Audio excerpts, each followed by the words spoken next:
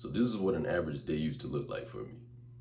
I will wake up, immediately start scrolling Instagram, go to YouTube, watch a whole bunch of self-improvement content or content related to goals that I wanted to accomplish. Hours fly by. Make it to the end of the day, not a single ounce of progress made towards a single goal. I will repeat this for days, weeks, months, years.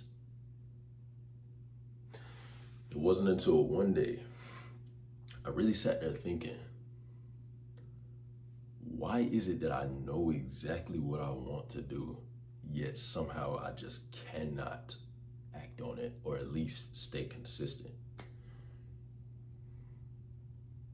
And then I looked around and realized, well, what else am I doing with my time?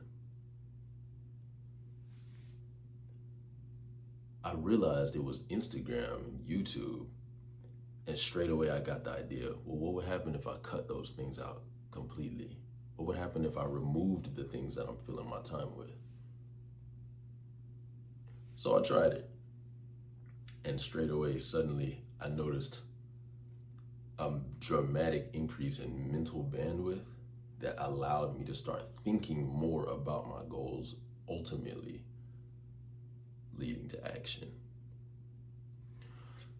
Let me explain to you exactly why this happens and why and how you can apply this to yourself. So, you've probably heard of dopamine over and over again. So we're gonna briefly run through how this works. Dopamine is the neurochemical for motivation, drive, pleasure, anticipation, things like that, right? Anytime you experience a peak or a dramatic spike in dopamine, it's inevitably going to be followed by a dramatic trough. See, when you feel this trough, when you're in this trough, this dip, you experience it as pain, more like a psychological pain, not necessarily physical, but more importantly, low motivation and even depression. And it takes time for your dopamine levels to replenish to come out of that trough. Now, here's another way to think about dopamine. Think of it as motivation energy, which is something we all have, right? We just spend it in different places. And some tasks, some activities are more expensive in this energy than others, such as social media, video games, junk food, drugs, porn, even social events, even high energy social events can cause a dramatic spike resulting in a dramatic trough. In other words, they're more costly in motivation energy. So after you do these things, you literally have less motivation energy to use towards the goals that you want to accomplish. So the solution should be clear by now, right? You probably already are getting to where I'm about to go. You simply have to save the energy. How do you think you save it? Yes, you're gonna have to cut out the drainers. Cut out the drainers. So remove them completely, and what you'll notice is suddenly you'll have more motivation, and you'll just start thinking, especially if you're someone ambitious, which I take you for if you're watching a video like this. You suddenly have more energy, more mental bandwidth, and you start thinking more about the goals. Your ideas start becoming clearer and louder and more present in your head. And now you suddenly feel more inclined to take action.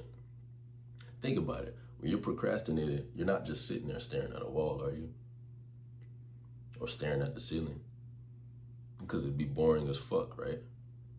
Whenever you're procrastinating, you're usually doing something else that's still stimulating, just doesn't require that much effort, doesn't require as much pain.